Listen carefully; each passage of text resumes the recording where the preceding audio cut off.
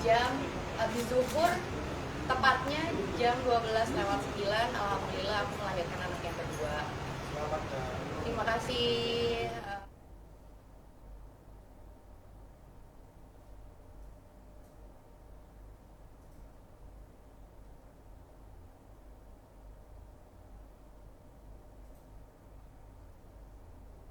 Halo Tribuners, jumpa lagi bersama dengan saya Kusnula Syaifa dalam tayangan berita selebritis di Tribun Lampung. Kami akan menyajikan informasi menarik dan terupdate seputar selebritis tanah air untuk Anda. Dan inilah berita selebritis selengkapnya. Berita pertama, C.J. Idris ungkap perjuangannya melahirkan anak laki-laki. C.J. Idris baru saja melahirkan anak keduanya yang berjenis kelamin laki-laki pada Kamis 5 Januari 2023. Bayi tersebut diberi nama Maliki Zahir Ibrahim, lahir dengan tinggi 5,5 cm dan berat 3,2 kg. C.J. Idris pun menceritakan proses persalinan di mana dirinya hamil selama 40 minggu. Oleh karena itu, tim dokter mencoba induksi, yaitu proses merangsang kontraksi alami pada C.J. Idris.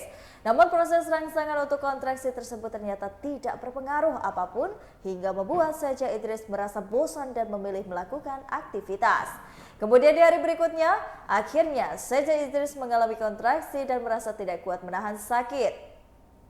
C.J. Idris pun kemudian kepikiran untuk melakukan teknik medis untuk mempercepat kelahirannya. Berikut wawancara dengan C.J. Idris.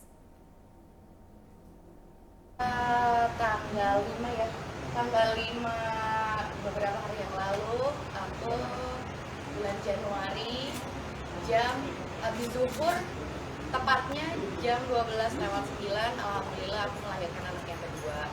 Selamat ya. Terima kasih. Berkelamin laki-laki dengan prosesnya normal, ya nah ya, sama kayak kakaknya, dan alhamdulillah tanpa kekurangan apapun, bayinya sehat, lengkap, sempurna. Nama udah mungkin nama sama berat sama tingginya kan? Namanya Maliki Zahir Ibrahim. Tingginya 50,5 cm, beratnya 3,2 kg. ini ada khusus nggak sini kak dari namanya tersebut kak? Artinya sih harapannya aja ya mungkin ya, supaya seperti soleh seperti Imam Malik ya. Dan juga Zahir itu artinya cemerlang gitu, jadi artinya supaya jadi anak laki-laki cemerlang. Nah, Ibrahim itu nama family. Mungkin kelahirannya kemarin secara sesar kak atau secara normal kak? Ya, jadi sebenarnya sebelum tanggal 5 itu tanggal 6 ya, tanggal 4 ya? Jadi masuknya tanggal 4. Awalnya masuk tanggal 4. Siang. Awalnya masuk tanggal 4, terus dokter bilang ini udah mau 40 weeks. Jadi 40 weeks itu sebenarnya untuk hamil tuh udah sedikit tua gitu ya. Udah mateng banget lah gitu. Mau dicoba sama dokter untuk induksi secara medis gitu. Akhirnya 3 kali induksi. Pertama nggak ada berasa apa-apa, sampai aku bosan di kamar, jadi aku sampai turun naik, aku jalan-jalan di sini segala macam gitu. Aku bilang ini nggak boleh ke mall dulu, jalan-jalan di mall gitu, jangan takut ada pembukaan gitu.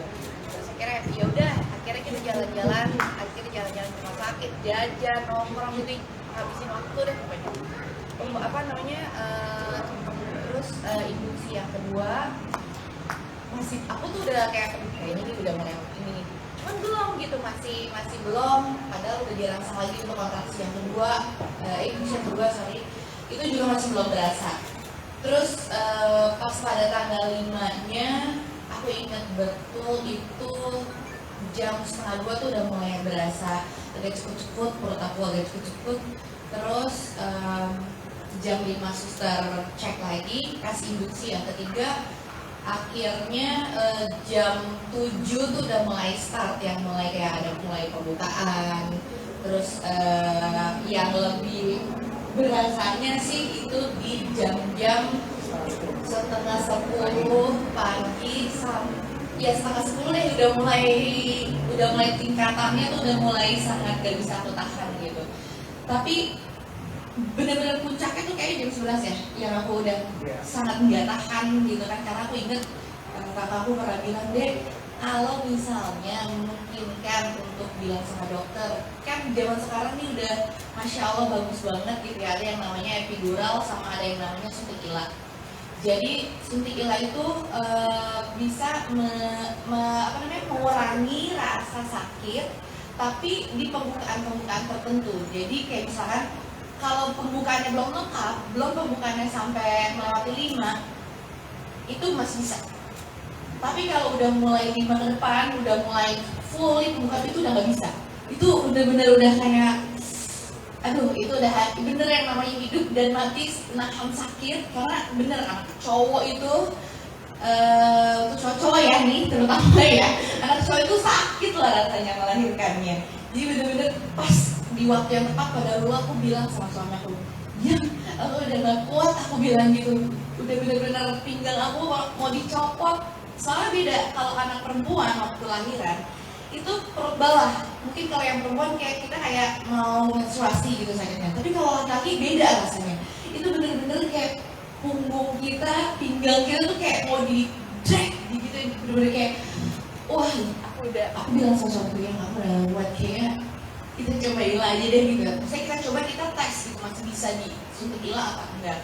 Terus dicek, dokter cek, bidan cek, segala macam, dan alhamdulillah banget qadarullah, dokter anestesinya juga pas dicek lagi ada operasi juga lagi di rumah sakit Brawijaya.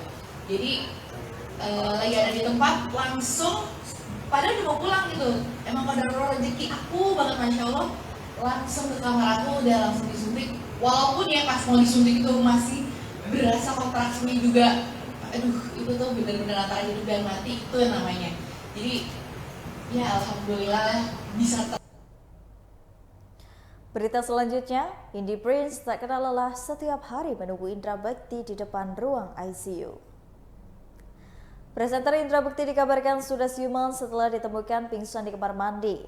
Namun, sang presenter masih harus dirawat intensif di Rumah Sakit ICU RS Abdi Waluyo. Selain Aldila Julita yang setia menunggu Indra Bekti, ada sosok lain yang juga tak kenal lelah mendampingi. Siapa lagi kalau bukan sahabat Indra Bekti, Indi Barens. Ya, Indi Barens selalu setia menunggu Indra Bekti di ruang ICU. Namun karena tensi Indra Bekti baru saja terpantau naik, maka Indi Barens harus mengurungkan diri yang bertemu dengannya. Ia memilih untuk menunggu dari bilik pintu ruang ICU agar Indra Bekti dapat puas beristirahat. Hal ini terlihat dari unggahan Instagram story Indi Barens pada Sabtu 31 Desember 2022. Dan setelah beberapa jam menunggu Indra Bekti dari balik pintu, Indi Barens memilih untuk pulang. Berikut wawancaranya. Dapat waktu sedikit ngomong sudah cuma pengen lihat dari pintu gitu ya bagaimana keadaannya. Ya puji Tuhan alhamdulillah kemarin aku lihat yang menyenangkan itu adalah si tubuhnya sudah semakin segar, Bekti sudah semakin segar. Terus waktu seminggu lalu yang pas musibah hari Kamis aku ketemu dia kan kulitnya tuh pucat, terus wajahnya emang ya sakit gimana sih gitu. Tapi pas kemarin tepat di ya seminggu sesudah kejadian warna kulitnya sudah berwarna gitu, terus sudah copot infus selang-selang gitu sudah dicabut-cabut, yang dari mulut juga sudah dicabut kecuali tapi yang dari kepala masih tersisa karena kemarin aku lihat masih ada cairan di kepalanya masih harus dikeringkan, ada drainasenya gitu. Kalau minggu lalu cairan darah cukup pekat dan kental banyak, kalau kemarin tinggal 100 ml. Jadi saya sih melihatnya ada harapan baik untuk menuju ke pindah ke ruang rawat biasa gitu, karena kan ini kalau pecah pembuluh darah otak itu kan nggak bisa langsung sembuh gitu. Amin, bisa ada keajaiban bisa seperti itu gitu. Nah cuman ya paling tidak kalau setelah seminggu setelah musibah terus aku lihat kemarin berprogres baik gitu loh, di hari Kamis kemarin ya gitu. Ini hari apa sih? Sabtu. Oke, di hari Jumat kemarin. Dia gue udah nanya hari di hari Jumat kemarin gitu maksudnya. Terus yang menyedihkan itu bukan menyedihkan ya, aku terharu. Jadi Rafa memang pengen ikut buat ketemu Bekti karena dari lahir dari bayi itu memang udah aduh udah sering ketemu, udah ya bahkan kalau kita ada kerjaan zaman aku ada program celis dulu tuh dari bayi ya udah ditantang kemana-mana. Aku mau lihat Ominda, kan memang dari kecil panggilnya Ominda. Pada saat Rafa masuk, bukti lah Rafa malah nangis dipegangin tangan Rafa. Aku nggak sempat video karena buat aku tuh nggak harus ini ya, di videoin nangis dipegang tangannya Rafa terus bukti nangis. Aku tanya kenapa bukti nangis, aku bilang iya apa dia ngomong pakai bahasa Inggris gitu, pokoknya bukti bilang ini si anak bayi yang udah gede istilahnya. Jadi kan maksudnya secara random daya ingatnya tuh masih berjalan, masih ingat gitu ya, cuman ya memang belum pulih total dalam arti kata kalau diajak bicara dia bisa menjawab bukti, cuman masih ada hal-hal yang suka skip gitu loh. Tapi menurut aku itu mungkin proses ya, proses banget dengan melihat bukti sudah bisa ngobrol, meskipun kadang suka loncat-loncat, suka tato dia inget siapa, loncat balik lagi mundur, mesti aku ingetin tadi gue lagi nanya ini gitu, dia bisa inget lagi. Terus yang menyenangkan adalah kemarin tuh di ruang ICU dipasang lagu-lagunya Bukti. Bukti itu kan sama lagu-lagu lama, Nat King Cole gitu, anak zaman sekarang banget ya. Jadi pas pasang itu aku tanya, ini coba ini lagu apa Bukti? Dia nyanyi, dia ingat. Jadi yang menurut aku menyenangkan aja kalau dia bisa mengingat semua dengan sangat baik, termasuk lagu-lagu yang dia suka gitu aja sih. Nanti berarti untuk pindah ke rawat inap cairan di kepalanya harus habis dulu gitu Teh? Ya kemarin yang nanti mungkin lebih detailnya dari tim medis rumah sakit ya. Tapi yang aku dengar kemarin bahwa sebetulnya diharapkan sudah selesai dulu, tidak ada lagi cairan yang mesti diambil atau tersisa, baru dia bisa dipulihkan di ruang kamar biasa. Dari anak-anaknya Kak Bekti sendiri ada omongan apa sih Teh? Iya mereka, aduh aku sedih aja karena pas mereka ketemu tuh mereka langsung peluk aku gitu, Daphne sama Abel. Terus aku bilang, kamu kok lagi di sini? Iya soalnya kan aku lagi libur. Ya nggak bisa bicara banyak pada saat mereka lagi liburan, terus harus bersama dengan ayahnya. Tapi kan yang disyukuri adalah masih bisa berkumpul dengan situasi yang berbeda. Mereka cuma bilang pengen cepet ayah tuh pulang. Mereka cuma pengen ayah pulang. Makanya waktu aku kemarin sempat bikin video Daphne supaya nanti aku bisa simpen itu dan nanti bisa dikirimin ke Bekti suatu hari dia udah bisa. Berita selanjutnya, Fuji diramalkan menikah tahun ini. Haji Faisal pasrah jika besan ogah untuk datang. Akhir tahun 2022, Madam Clarita meramal hubungan pasangan Fuji dan Thorik Halilintar. Dalam ramalan kartu tersebut, dikatakan bahwa Thorik Halilintar dan Fuji akan menikah 1 tahun lagi atau lebih tepatnya pada tahun 2023. Mendengar ramalan tersebut, ayah Fuji yaitu Haji Faisal angkat bicara. Ia tak masalah dengan ramalan tersebut. Haji Faisal juga melihat jika hubungan Fuji dengan Thorik semakin hari semakin membaik. Haji Faisal menambahkan bahwa ia juga sudah siap jika Fuji dan Thorik harus menikah di tahun 2023. Begitupun dengan sang istri Dewi Suharyati. Mertua almarhum Vanessa Angel itu juga mengatakan jika kedua kakak Fuji, Franz dan Fadli tidak masalah jika harus dilangkahi. Bahkan kedua kakaknya mendukung jika Fuji dan Thorik melangkah ke pelaminan. Lebih lanjut, perihal keluarga Thorik, Haji Faisal pasrah jika besannya tak bisa hadir saat pernikahan, seperti yang terjadi pada Atta Halilintar dan juga saat menikah dengan Aurel Hermansyah. Kendati demikian, Haji Faisal tetap berdoa agar saat acara Fuji dan Thorik, keluarga yang hadir dapat lengkap. Berikut wawancara dengan Haji Faisal. Semua kegiatan-kegiatan yang dilakukan di situ memang sangat nyaman dan sangat menyenangkan sekali buat si Gala. Itulah yang kami lakukan. Terus juga berat badannya udah bertambah ya Pak Haji, ngeliat dari postingannya Puji kalau makin gembul, gendut gitu ngeliat Gala. Ya kalau soal pertumbuhan si Gala sih sejauh ini alhamdulillah menurut saya sih bagus sekali. Fisiknya bagus, pun juga kecerdasannya.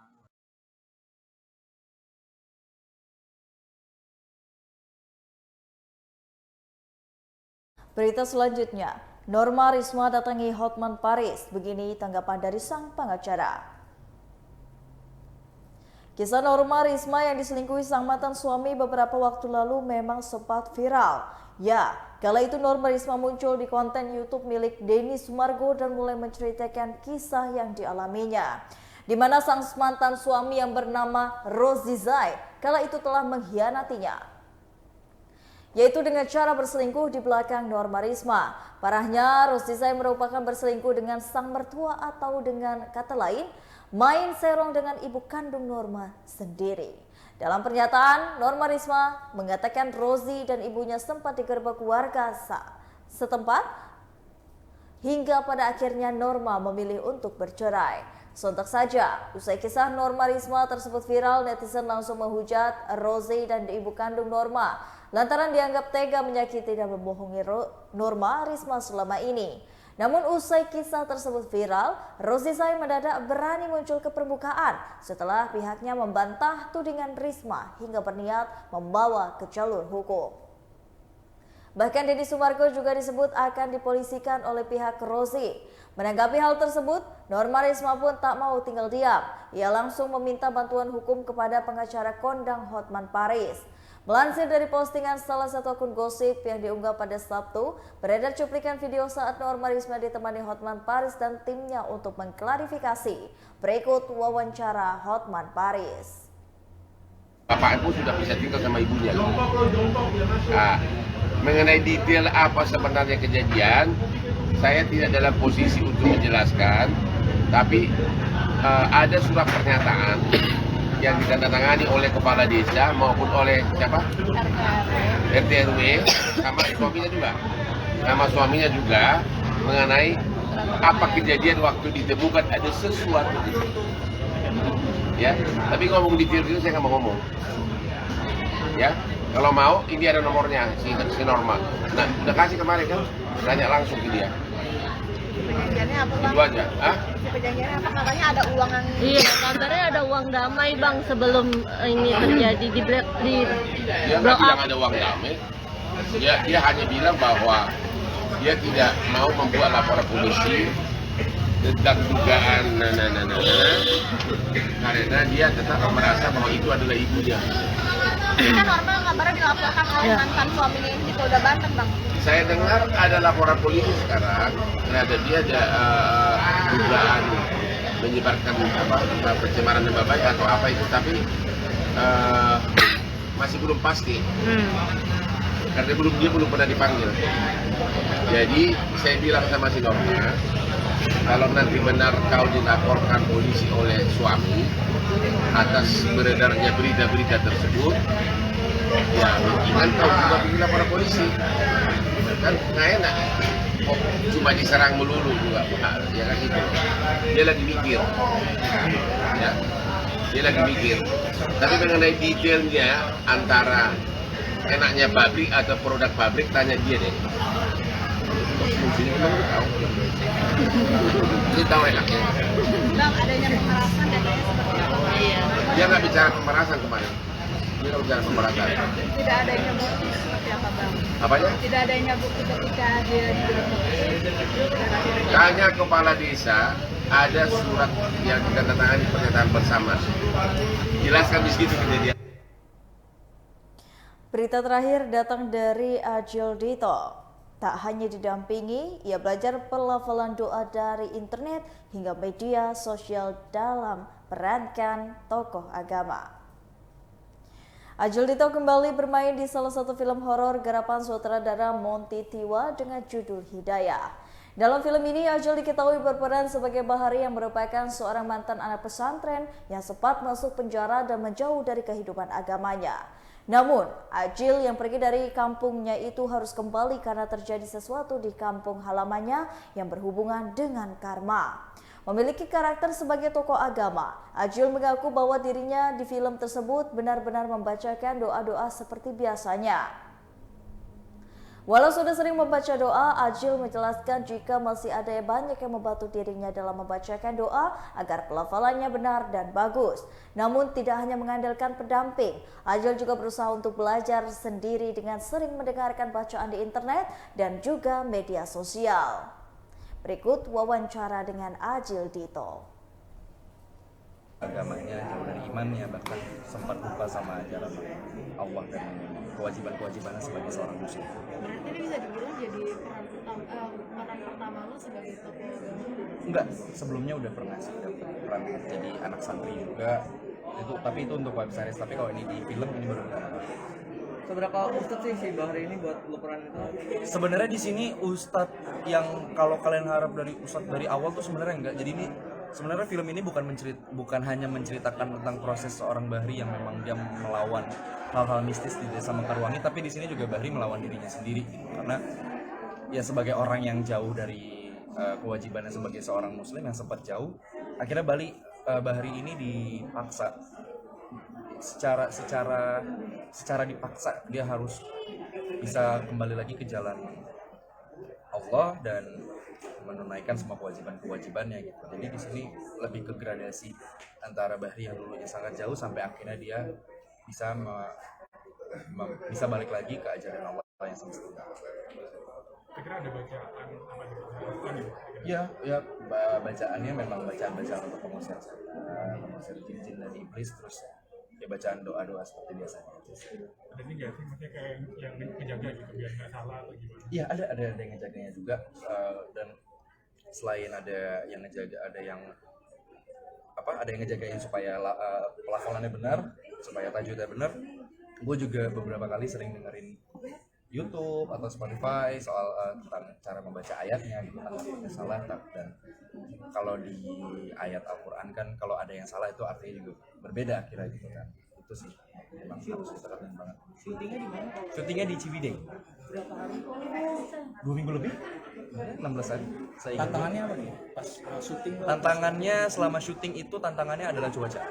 Jadi di Ciwidey itu cuacanya setiap hari itu kita harus lawan cuaca 10 sampai 13 derajat dalam waktu 2 minggu lebih, dan itu bukan cuma di lokasi tapi juga di hotel juga kita itu. Baiklah Tribuners, itulah tadi berita selebritis di Tribun Lampung bersama dengan saya Kusnala Syaifa. Jangan lupa untuk terus saksikan video selengkapnya di YouTube Tribun Lampung News Video, Facebook Tribun Lampung, Instagram Tribun Lampung, dan juga TikTok Tribun Lampung untuk bisa mendapatkan informasi terupdate lainnya. Selamat siang dan sampai jumpa.